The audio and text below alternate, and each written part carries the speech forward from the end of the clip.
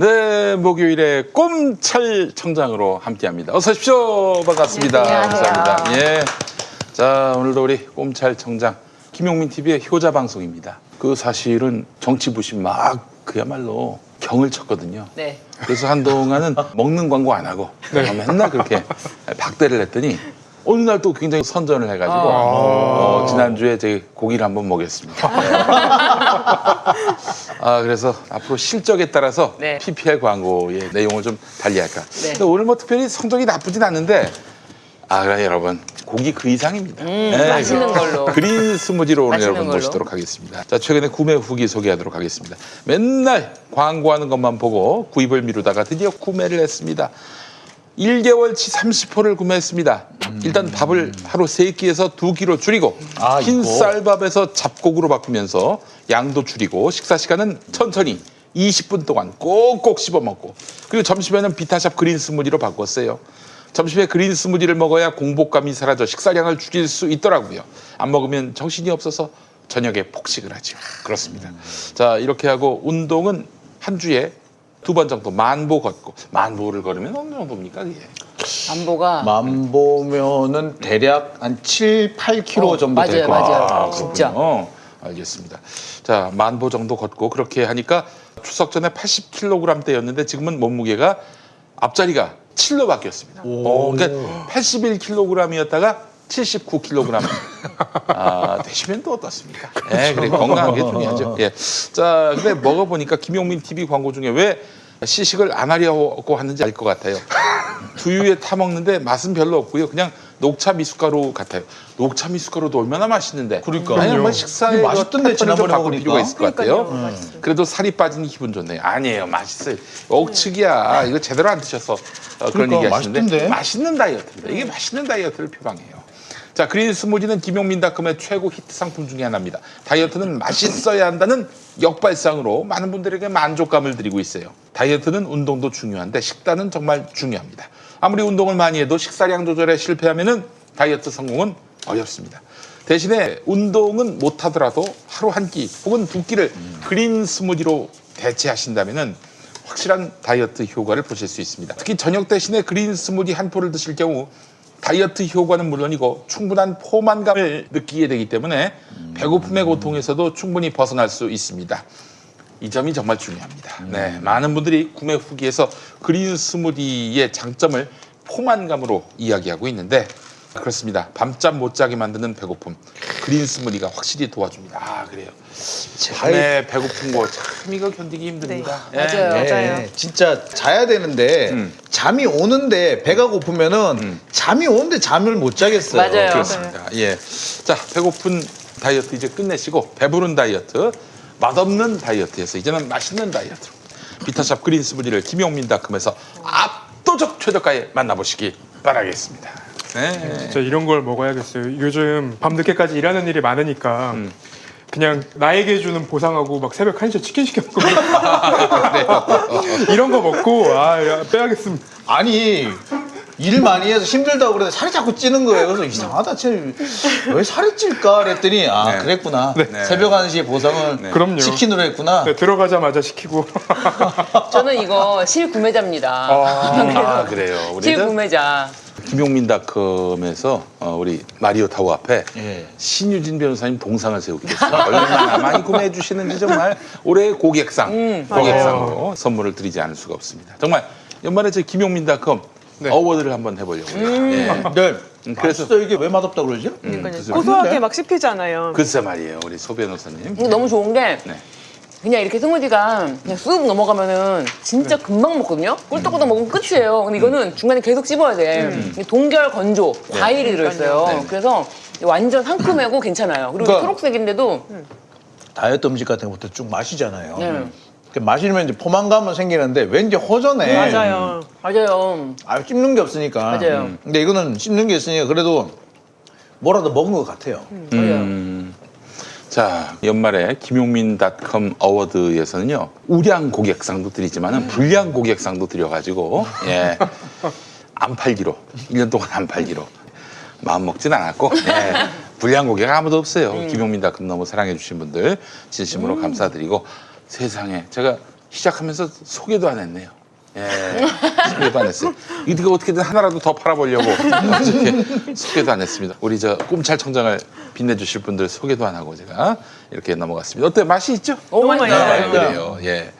자, 여러분 정말 이거 저 나중에는 없어서 못 팔았어요.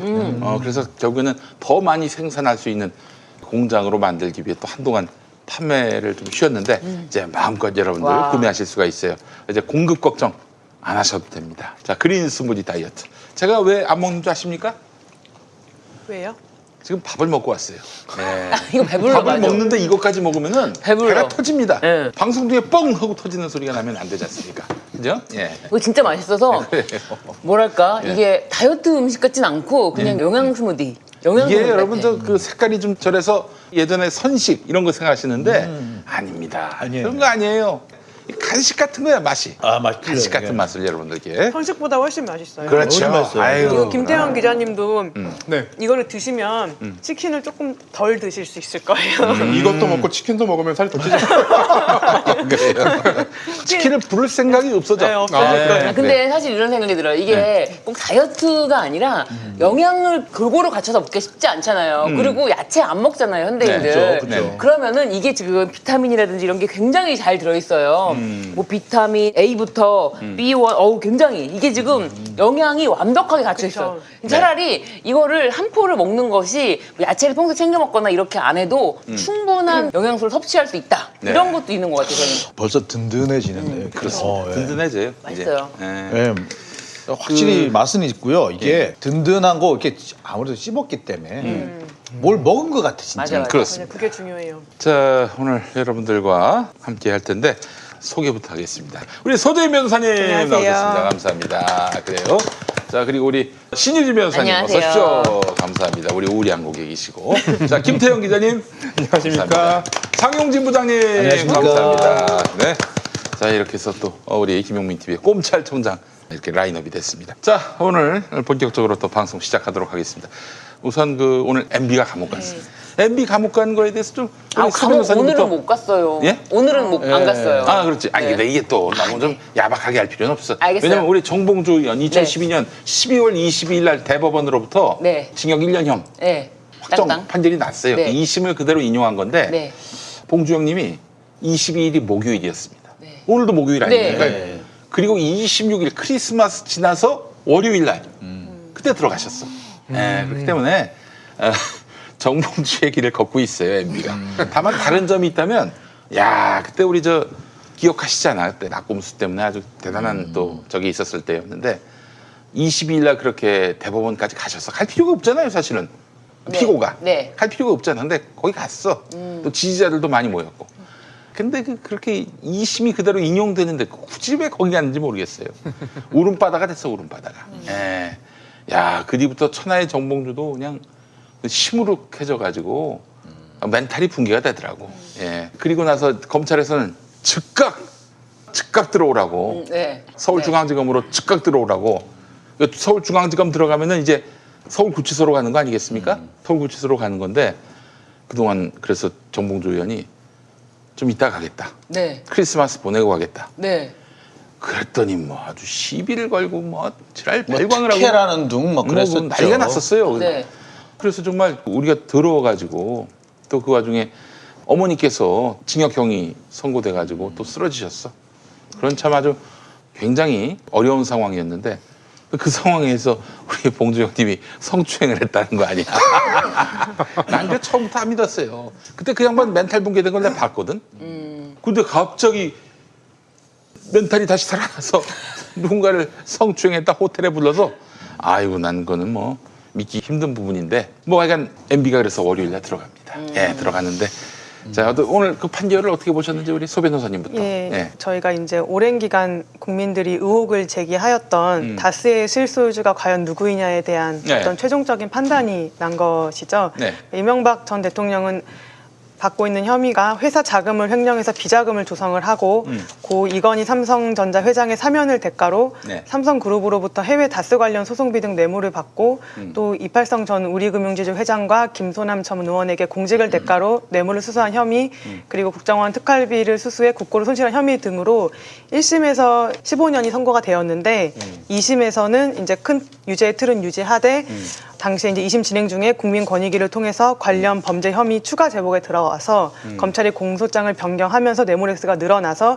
17년이 선고가 되었고 대법원에서 지금 이게 확정이 된 거예요. 근데 저는 좀 주목을 했던 게 1심에서 판사가 정계선 판사였는데 네. 2심에서는 정준영 판사가 이제 네. 되게 유명하신 분이잖아요, 이 두 분이. 그런데 그 김학의 사건 같은 경우도 1심은 정계선 판사가 이제 선고를 했는데 2심은 정준영 판사가 이렇게 선고를 한 그런 또 그래요? 공통점이 있더라고요. 뭐 이게 있습니까? 매뉴얼이 있어요? 매뉴얼이라기보다는 이제 서울중앙지방법원이나 고등법원 되게 큰 곳이기 때문에 그 예. 재판부가 나름의 전문성을 가진 재판부들이 이제 포진을 해 있거든요. 근데 뭐 경제범죄나 뭐 부패범죄 이런 것에 대해서 어떤 전문성을 가진 그런 재판부입니다. 네, 그래요. 어쨌든 이런 판결이 났고요. 그래서 어떻게 총평을 하시자면 서 변호사님 괜찮은 판결입니까? 예, 총평을 하자면 뭐 당연히 선고가 되어야 하는 판결이었고 사실은 국민적 의혹이 다스의 실소유주에만 있는 게 아니라 네. 사실은 어떤 뭐 4대강 비리라던가 이런 것들에 대해서 아직 시원하게 해결되지 않은 국민의 입장에서 보기에 그런 것들이 많았던 것 같고요. 이 판결은 2심 판결을 확정하는 판결이 나는 게 너무 당연하기 때문에 네. 이제 저는 뭐 거기에 대해서 특별히 의견은 없는데 다만 오늘 언론을 보니까 네. 이제 이명박 대통령에게 특별 사면의 조건이 이제 성취되었다 이런 언론이 있어서 저는 그거는 이제 특별 사면이라는 건 대통령의 전적인 권한이기 때문에 대통령의 어떤 정책 기조와 맞아 떨어지는 게 있어야 되는데 이런 네. 어떻게 보면 부패 범죄나 비리 범죄 같은 그런 정치인의 경우에는 사면을 하지 않는다는 것이 이 문재인 정부의 기조라고 알고 있습니다. 그래서 그런 보도는 부적절하지 않나 이런 생각은 그 오늘 듭니다. 문화일보 보도예요. 문화일보 보도 내용이 뭐냐면은 이명박 다스의 미국 소송비 94억 뇌물 인정 MB 성탄절 특별 사면 논의 불붙나. 성탄절? 불붙나. 아니 얼마 안 그래서 남았네요. 그러면 불 붙으면 물을 뿌리면 됩니다. 네. 물을 뿌리면 수업비가 많아요. 아니 나 네. 정말 열받는 게 네. 아휴, 진짜 요 최근에 적어도 이제 판사나 검사나 변호사나 기자나 최소한의 양식이나 합리성을 가지고 있는 사람들이라고 생각했는데 네. 그런 게 없는 것 같아요. 아니 판결문에 잉크도 안 말랐는데 그걸 당장 특별 사면이라니 그것도 가서 지금 들어가는데 아직 크리스마스 들어가지도 않았어요. 아유 들어가지도 않았는데 들어가지도 않은 사람을 크리스마스 특별 사면 불붙나? 불붙나? 아, 나 진짜 이거는 말도 안 되는 얘기를 제가- 기사라고 쓰는 아우 진짜 제가 댓글을 달겠습니다. 네. 그 기사에.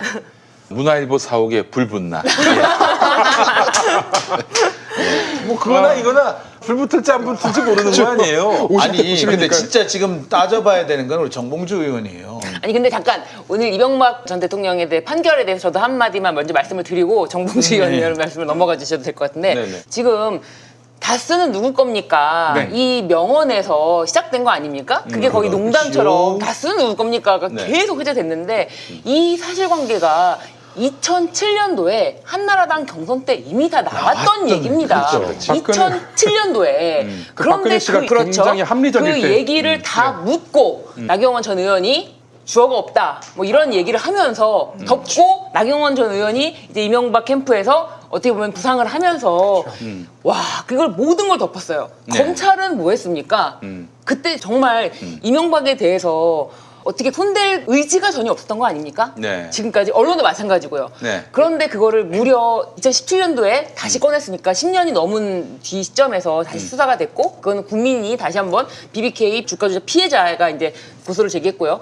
그렇게 돼서 진짜 이게 어쨌든 간에 계속 국민들이 물고 늘어지면은 끝내 처벌받는 어떤 결과를 본 게 아닌가. 그래서 국민의 어떤 손으로 직접 이런 결과를 이뤄냈다라고 저는 봅니다. 저는 이제 이 다스도 그렇고 BBK에 대해서 정산을 좀 해야 될 것 같아요.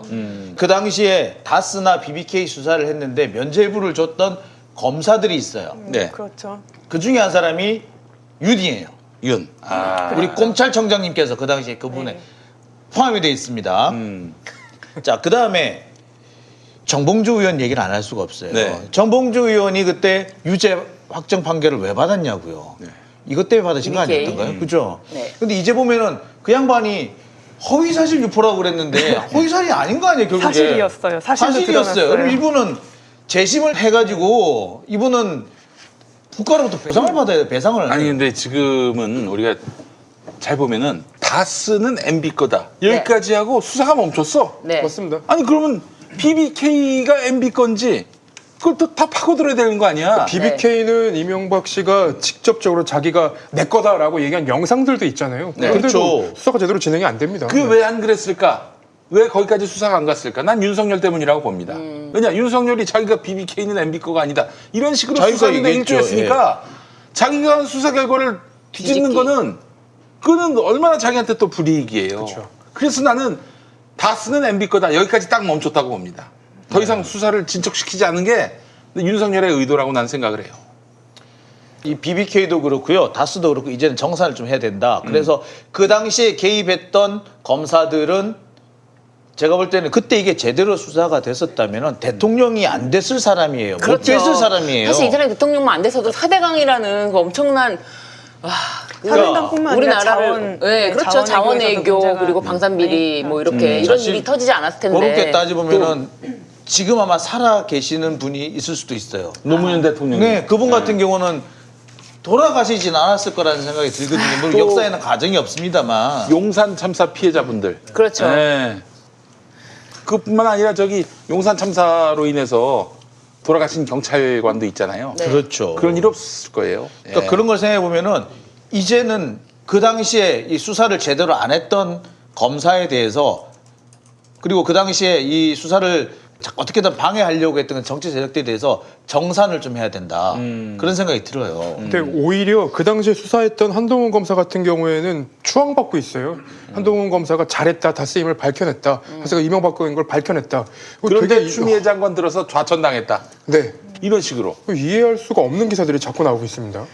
그때 이제 검찰이 물론 뭐 박근혜 전 대통령 수사나 이런 이명박 수사나 이런 것들을 다 하기는 했는데 저는 이거는 검찰의 의지에 따른 수사는 아니었다고 생각이 들어요. 그거는 박근혜 전 대통령 수사 같은 경우도 이제 한동훈 또는 윤석열 검사가 했다 이러면서 이제 정의로운 검사이다라는 그런 추앙하는 언론 기사들이 또 많이 나오고 있는 것 같은데 네. 사실 그 당시의 상황을 잘 돌이켜 생각해 보면 처음부터 그 수사가 그렇게 적극적으로 진행된 건 아니었고 오히려 제 기억에는 검찰은 수사를 확대하지 않기 위해서 노력을 했고 또 언론들도 거기에 발맞춰 줬는데 국민들이 촛불을 들기 시작을 했고 당시에 JTBC에서 굉장히 좀 앞장서서 그렇습니다. 그 부분을 이제 논의를 많이 했어요. 저는 그때 JTBC 뉴스를 맨날 봤는데 사실 어떻게 보면 공부하는 심정으로 매일 챙겨봤거든요.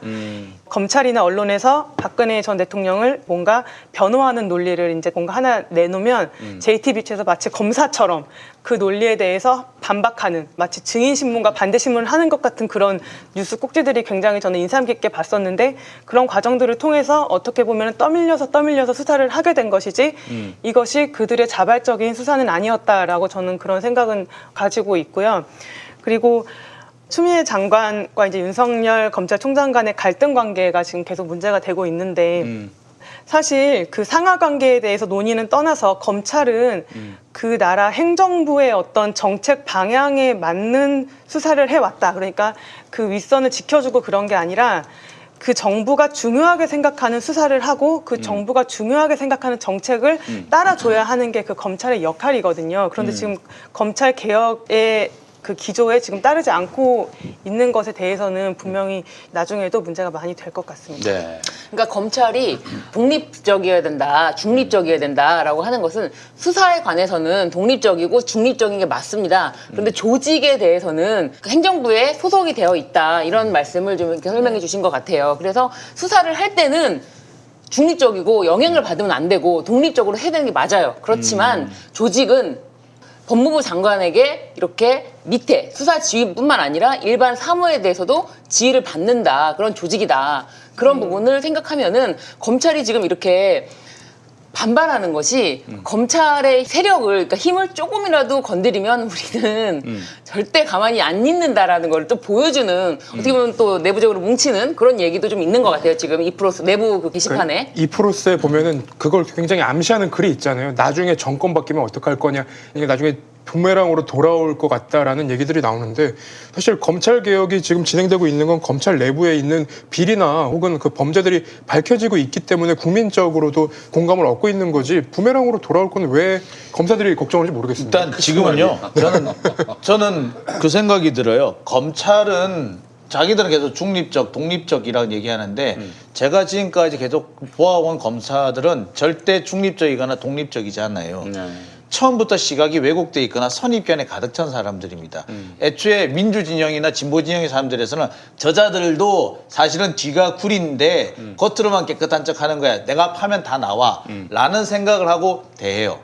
반면에 보수진영의 사람들에 대해서는 저분이 원래 그런 분은 아닌데 권력이 저 사람을 나쁘게 만들었다라는 식으로 얘기를 합니다. 이런 선입견을 가지고 시작을 해요. 그런 선입견을 가지고 대하는 사람이기 때문에 이 사람들이 스스로 자기들이 뭐 중립적, 독립적 얘기하는 것 자체가 거짓말인 겁니다. 자신들은 자꾸 중립적, 독립적 얘기하는데 시각에 이미 중립적, 독립적이지 않고 편향적인 시각과 선입견이 가득 차 있는데 무슨 독립이에요. 그렇지. 그렇죠. 이런 거죠. 너 파면은 다 나온다는 말은 뭐냐면은 진짜 다 범죄자적인 요소들이 있고 모든 국민들이 다 그래서 털면 다 범죄의 사실이 나온다라는 믿음에 더해서 만약에 안 나오면 만들면 되지. 이런 그 심리가 난 밑바탕에 깔렸다고 보는 거예요. 네. 윤석열이 당시 이명박을 위해서 무슨 일을 했는지 우리가 좀 한번 복기해 볼 필요는 있을 것 같아요. 당시 BBK 특검 때 진짜 수사팀장을 했던 사람이 윤석열 총장이었습니다. 네. 그래서 당선자 신분인 이명박 전 대통령을 직접 찾아가 대면 조사를 했었는데 잘 아시다시피 꼬리곰탕 먹고 왔다고 알려졌다. 그게 기억났어요. 꼬리곰탕 검사입니다. 아니 꼬리곰탕을 먹은 사람이에요? 네. 윤석열이? 그래요? 네. 아 먹었어요 그때? 그랬었구나. 먹은 사람이 윤석열이? 난 그거 처음 알았네. 저도요. 그때 지금 처음 나온 얘기인데 아니, 꼬리곰탕 그러니까 같이 꼬리곰탕을 먹었다는 기사는 되게 많이 봤는데 네. 그게 윤석열 총장이었다. 그분이 가셨어요. 그분이 가셨어요. 아이고 야그 양반 그 MB가 그때 아름다워 보이셨나? 그 같이 근데- 먹었던 거 아니에요 그러면은? 그렇죠. 근데 참 놀라운 게 자기도 보면은 자기 역대 정권들 중에서 MB가 제일 쿨했다고 하는데 그 가장 쿨했다는 사람을 잡아넣은 것도 본인인 거 아니에요. 그리고 한동훈 검사도 그래요. 이 한동훈 검사가 청와대 행정관을 했어요. 그때가 이제 MB 때예요. MB 때예요. 그렇군요. 야 보면서 그러면 MB 때 이렇게 행정관 했으면은 하늘같이 모신 분인데 그 상사인데 그런 분을 구속을 시켰다. 이 한동훈이 실무에서 구속시킨 거 아니에요? 그렇죠. 이거 보면은 어떤 사람이 권력자이건 간에 우리는 검찰이 필요할 때는 언제든지 잡아 넣을 수 있다. 그리고 검찰이 필요하지 않을 때는 언제든지 덮을 수도 있다. 그런 거죠. 그러니까 똑같은 자기가- 사건을 예. 몇 년 전에는 무혐의했다가 그 뒤에는 유죄 그 감옥 17년씩이나 가둬놓고 이번에 옵티머스 것만 해도 보세요.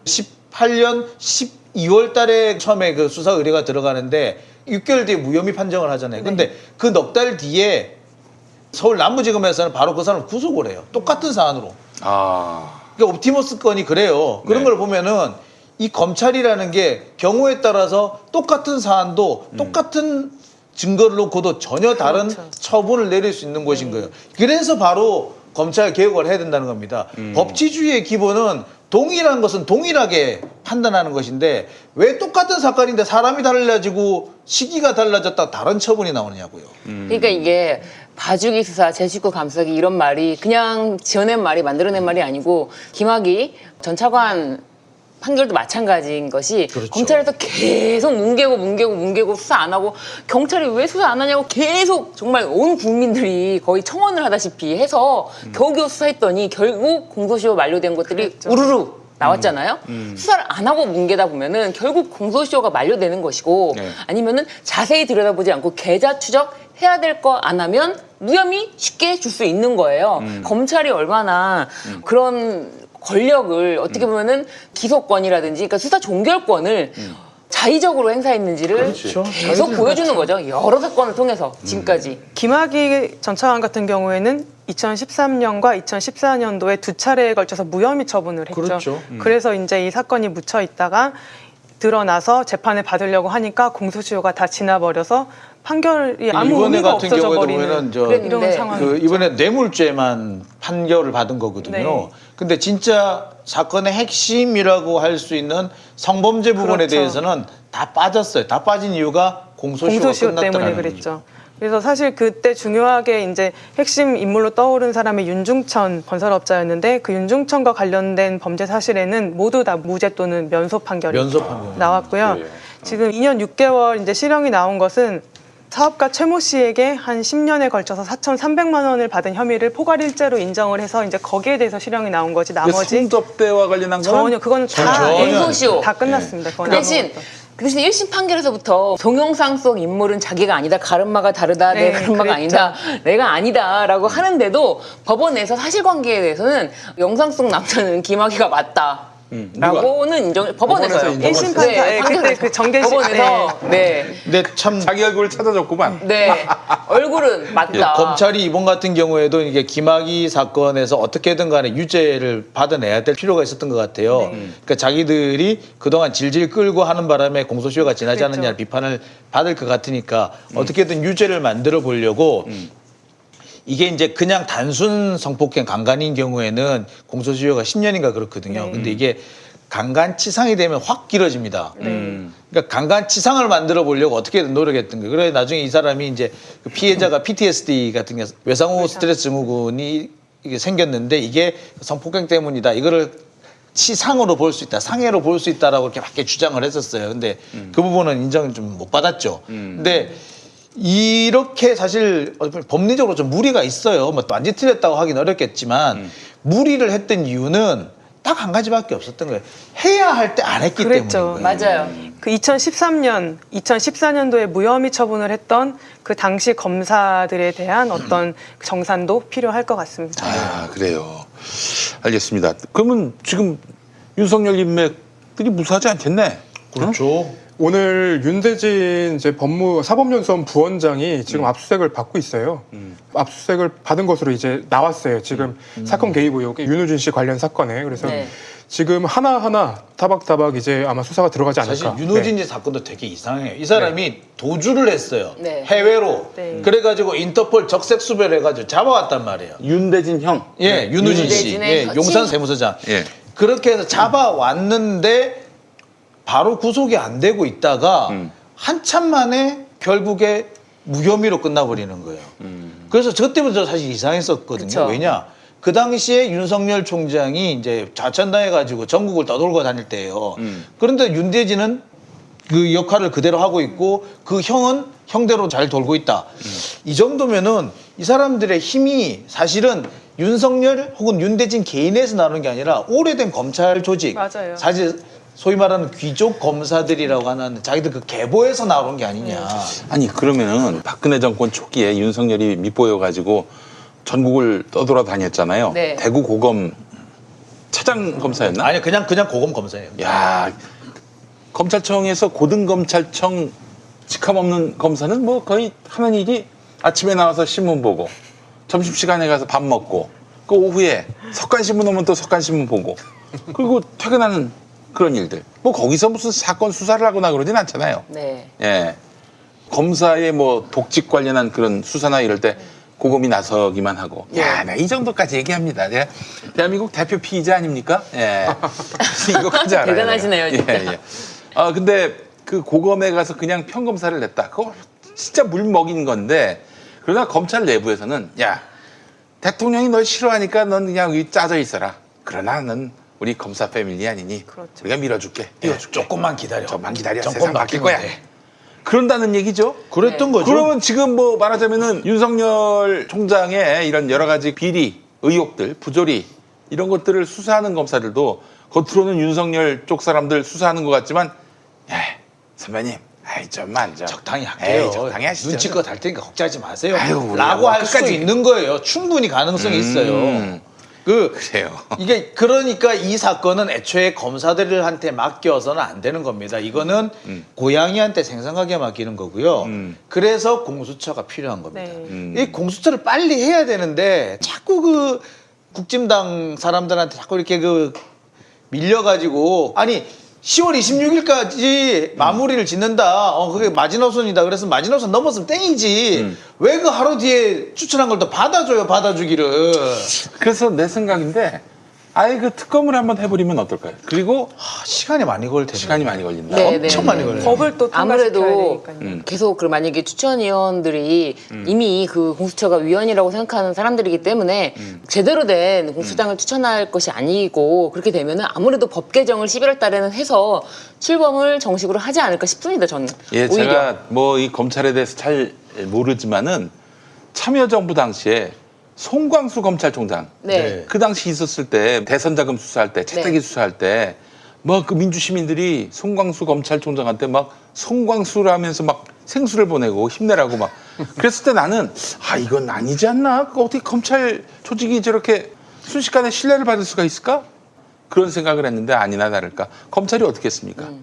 한나라당보다도 대선 자금 10분의 1 넘게 썼으면은 내가 그 대통령직 건다. 노무현 대통령을 우습게 만들었어요. 10분의 1이 넘었어. 살짝 넘었어요. 살짝 넘었어. 살짝 넘었어. 맥인 거지 그거는 한마디로. 그러니까 맥인 거죠. 그러니까 그 숫자에 맞춘 거예요. 어떻게 보면은. 그렇지. 아니 그러니까 근데 뭐냐면 보니까- 이거는 노무현 대통령의 이런 대선 자금 규모를 왜 그 10분의 1 못 맞췄냐 이게 아니라 한나라당을 덜 수사한 거야. 그럼요. 한나라당을 아유. 덜 수사한 거야. 그렇죠. 그러니까 당시에도 보면은 송광수, 안대희, 그러니까 안대희 중수부장이었잖아요. 그러니까 이 사람들한테 그 당시에 화환이 답지를 했었다고 그래요. 지금 있다는 그 화환. 그 당시에도 사람들이 검찰이 이렇게 많은 지지를 받았는데 바로 그 직후에 노무현 대통령 주변에 대한 수사를 시작을 한 겁니다. 근데 그 중에 상당수는 깜도 안 되는 거였고 나중에는 말도 안 되는 거라고 무죄 판결이 난 것도 있어요. 심지어 그러니까 청준지 충준지 어딘가에서 나이트클럽 어쩌해서 거기서 그 양길승 씨가는 비서관이 접대를 받았다라는 의혹으로 검찰이 수사를 해요. 그런데 결국에 그게 뭐 난리가 났었습니다만 결국에 어디냐면 양길승 씨가 접대를 받은 게 아니라 모 검사가 받았더라고요. 그래서 그 검사가 옷을 벗었는데 어쨌거나 양길승 씨는 그때 재판에 넘겨지긴 넘겨져요. 무죄를 판결받았지만 그것을 시작으로 해서 계속 노무현 대통령에 대한 수사가 들어갑니다. 장수천 어쩌고 망한 회사에 비찬치한 그거 보면은 망한 회사 비찬치할 때 온갖 난리가 다 나죠. 근데 그걸 하나하나 다 까뒤집어 가지고 불법이 있네 없네 누구가 돈을 받았네 말았네 그거를 왜 문제를 삼습니까? 그렇게 했던 건 뭐냐면은 검찰이 계속 노무현 대통령을 공격하기 위해 했던 거였고 결국 그 끝에 뭐가 나왔느냐면은 탄핵이 나왔던 거예요. 그래요. 지금도 검찰은 똑같은 루트를 가려고 했었어요. 똑같은 루트를 가려고 했었는데 실패를 한 거죠. 네. 일단 실패를 했는데 여기서 멈춘 게 아니라 이 사람들은 다음 대선을 바라보고 또 작전을 걸고 있는 거예요. 아마도 그 작전이 지금 가동되고 있는지도 몰라요. 지금 가동되고 있는 거예요. 제가 볼 때는. 검찰이 수사를 해서 사실관계를 명확히 밝혀준다는 말은 사실은 이제 와서는 정말로 못 믿겠어요. 그러니까 수사를 해서 사실들을 모아가지고 여기에서 죄를 만들어주겠다라는 취지의 발언으로 느껴져서 사실은 그 김경수 지사부터 조국 전 장관까지 그리고 뭐 추미애 장관 그리고 지금 일련의 사태들을 보면은 검찰이 수사를 해서 사실관계를 깨끗하게 밝혀낸다는 말은 좀 못 믿겠어요. 사실 검찰에 이제 지금 우리가 지금 계속 검찰 얘기하고 있는데 전국에 있는 2천여 명의 검찰을 말하는 건 사실은 아닙니다. 지금은 특수부라든지 아니면은 이 정치 검찰들에 대해서 근데 이 정치 검찰들이 한 곳에 모여 있는 게 아니라 막 이제 전국으로 찢어지긴 했잖아요. 지금 그랬을 때 지금 이 사람들의 어떤 너무 이제 고인물이라든지 이 라인이라든지 이런 특수한 사람들을 갖고 얘기를 하는 건데 이 사람들이 사실 거의 좌지우지하고 사실 평검사들 이 사람들은 검사가 되고 나서부터는 거의 경주마처럼 이거는 실제로 검사이셨던 분이 그렇게 본인도 그랬다. 경주마처럼 딱 여기 앞을 가리고 달려가는 앞만 보고 달려가는 경주마가 된다. 우리는 무조건 승진을 하기 위해서 그렇게 목숨을 걸고 충성을 하게 되는데 이유는 모른다. 그냥 앞을 갈 뿐이다. 그렇죠. 그 최근에 그런 얘기를 그 다른 분들이 한 적이 있어요. 그러니까 조선일보에서 보도를 할 때 사실은 이들이 정파적인 모양새는 있을지언정 사실관계는 잘 밝히지 않았냐. 예전에 조선일보로 돌아가면 좋겠다라고 얘기를 했었는데 그분이 하는 얘기가 굉장히 우문현답이었어요. 언제적 조선일보를 얘기하는 거냐고. 1930년대 얘기하는 거냐고. 근데 사실 예. 지금 검찰 조직도 사실 그래요. 우리가 특수부라던가 뭐 중수부라던가 그런 특정 정치적인 어떤 행위를 하는 검사들만 못 믿는다고 하는 것을 넘어서서 사실 검사 자체가 그러니까 검찰이라는 조직이 국민들한테 신뢰를 줬던 적이 있나 이걸 다시 한번 되돌아봐야 될 것 같아요. 그러니까. 뭐 다른 검사들, 그러니까 많은 전국의 많은 검사들은 뭐 열심히 일하고 있다라고 얘기를 하고 그 사람들은 이제 정말 검사로서의 소명을 다하고 있다라고 이제 다들 말하고 있고 저도 그렇게 믿고 싶은데요. 김웅 검사를 보면은 그런가 정말? 라는 생각이 들어요. 김웅 검사가 대표적인 소시민 검사고 뭐 그런 식으로 알려졌지 않습니까? 근데 그렇지. 그분 지금 하는 행동을 보세요. 지금 김웅 검사의 행동을 보면은 어떻게 보면은 향후에 대선 주자로 정치권에 입문할 윤석열 검찰총장을 대신해서 미리 정치권에 파견돼 있는 선발대 같은 역할을 하고 있단 말이에요. 그런 걸 보면서 과연 검사라는 직업을 가진 사람 중에 정말 우리가 생각하는 그런 성실하고 자기 임무에 충실하는 사람들이 있을까? 그런 사람들은 사실 눈에 띄지 않기 때문에 전혀 하기서 드러나지 눈에 않는 띄지 거죠. 않으니까. 사실은 그런 사람들은 전혀 주목받을 수가 없고 우리가 이름을 알 정도가 되는 사람들은 만약에 200명 정도 되지 않을까요? 만약에 10%인데도 그 중에 안쪽이잖아요. 그렇기 때문에 저희가 이름을 알 정도, 이런 정도면은 그 사람들은 일반 소시민이랑은 거리가 멀다. 저는 그렇게 생각합니다. 제가 항상 이 계속 반복되는 현상으로 보여서 그런데 민주정부는 특히 검찰에게 우리 정부가 우리 집권한 정부가 선의를 보여주면은 잘 따라올 것이다. 개혁에 협조할 것이다. 이 사고의 굴레에서 계속해서 우리가 잘못 생각했다. 우리가 속았다. 이러면서 낭패를 보는 이것이 계속 무슨 로테이션 비슷하게 맞아요. 그렇습니다. 사이클 돌듯이 계속 이런 일들이 반복됩니다. 심지어 언론에서도 그 검찰 개혁을 하려고 하면 민주정부라면서라고 기사를 써버려요. 그렇지. 그러니까 아니 지금 대표적 적폐 집단인데 이런 검찰에 대해서 마지막까지 의심을 해야 되는 건데 너무 이게 쉽게 마음의 무장 해제를 해버려 가지고 그리고 또 당합니다. 그 안대희 그렇게 민주정부 네. 때 시민들이 지지했던 안대희가 결국 어디 갔어요? 그 새누리당 갔잖아. 그 총리감이었잖아요.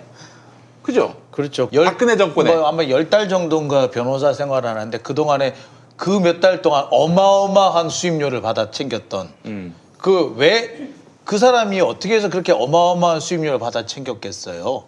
방법은 딱 하나예요. 안 될 사건을 되게 만들어 버렸거든. 또는 될 사건인데 안 되게 만들었거나. 이제 우리 얘기 들어보니까 황교안 이 사람은 될 사건을 안 되게 만드는데 아주 엄청난 능력을 갖고 있다고 하더라고요. 안 되는데 그걸 되게 하는 능력은 전혀 없는데 다 된 건데 바로 영장 치고 바로 이제 기소해도 되는 건데 이걸 안 되게 만드는 달인이라는 거야. 예, 교환이 형님이. 네.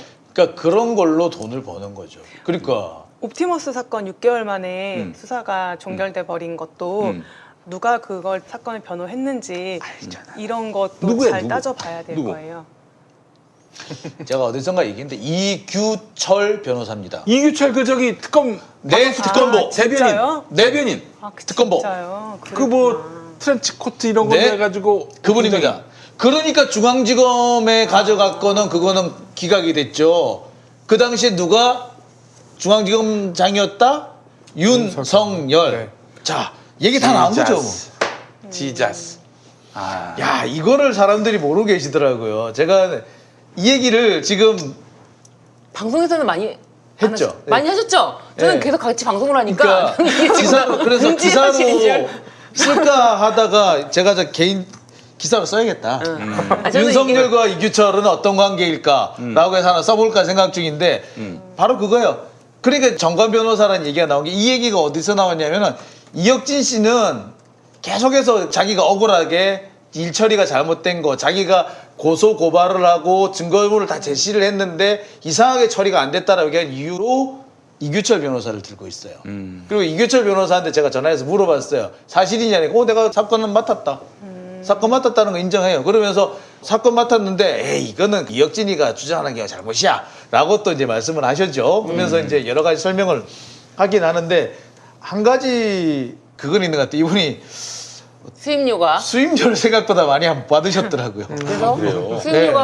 수임료가 그 정도 수준이라면 이거는 어떤 제가 말씀을 제가 드렸잖아요. 네. 그러니까 좀 이상하더라고. 이거는 저기 정관은 예우를 받은 건 아닌 것 같다. X는 아니다라고 얘기를 하더라고요. 예. 검찰 고위직에서 퇴직한 정관 변호사들 같은 경우를 보면 제가 이름은 지금 기억이 안 나는데 언론에서 나왔던 건데 1년에 100억씩 막 이렇게 수임을 하거든요.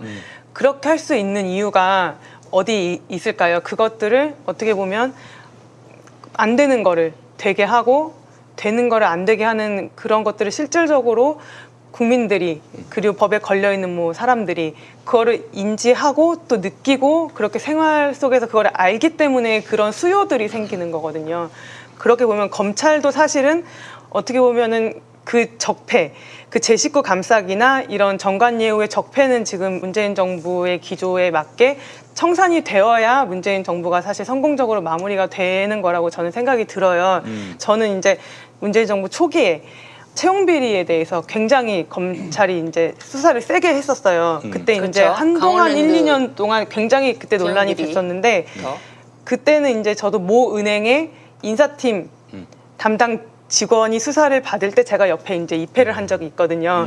그래서 저도 그때 보면서 이제 그 수사 기록을 보면서 진짜 뭐 이렇게 채점 용지에 뭐 점수가 써졌다, 지워졌다 뭐 이런 걸 보면서 굉장히 저도 좀 자괴감이 들기는 했는데 그때 너무 딱 인상에 남았던 게 뭐냐면 조사를 하던 검사님이 막 혼냈어요. 엄청 혼났죠, 거기서. 근데 지금 문재인 대통령이 지금 이 채용 비리 척결하려고 얼마나 지금 애를 쓰고 있는데 이런 식으로 수사를 받으면 어떡하냐 이러면서 엄청 혼냈었거든요. 그러니까 그런 것처럼 그 정부가 이제 중요하게 아까 제가 초반에 말씀드린 게 이거예요. 그 정부가 중요하게 생각하는 것을 검찰은 도와줘야 되는 건데 지금 그렇게 가다가 이제 검찰 개혁의 어떤 검찰 적폐 청산의 그런 신호가 오니까 그때부터는 완전히 등을 돌리고 이렇게 나오고 있는 것인 거죠. 지금 검찰 개혁 깃발을 드니까 바로 지금 반정부 단체가 됐어요. 그러니까요. 반정부 단체가 네, 돼버린 야당 거예요. 됐어요, 지금. 야당. 야당이 됐어요. 제가 거의 그런 얘기를 계속 했어요. 지금 최근 한 1년 정도 네. 우리나라에 야당이 있었느냐. 미래통합당, 국민의힘 이 사람들이 야당이었느냐. 아니다. 다 검찰당이었다. 검찰이 실질적인 야당이었고 거의 정치적으로 야당 행세를 해왔다. 라고 얘기를 했습니다. 그리고 지금 한 발 더 나가서 이번 국회 국정감사를 통해서 윤석열 검찰총장은 자신이 조만간 검찰당이 아니라 정말 정계에 있는 정당을 접수하겠다라는 그런 의사를 명백하게 드러냈던 거예요. 봉사를 하겠다고 했죠. 예. 네, 정말.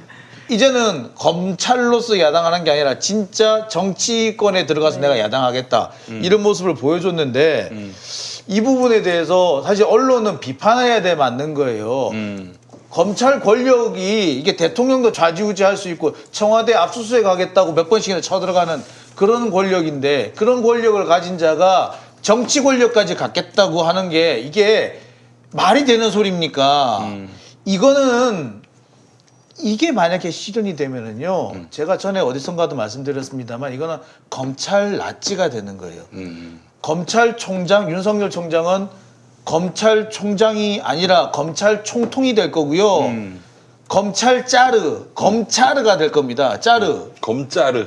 검찰은 러시아 말이 왕대 되네요. 왕이라는 뜻이죠. 그래서 검찰이 왕이 된다는 거예요. 검찰총장이 아니라 검찰총통이 될 거예요. 총통. 네. 기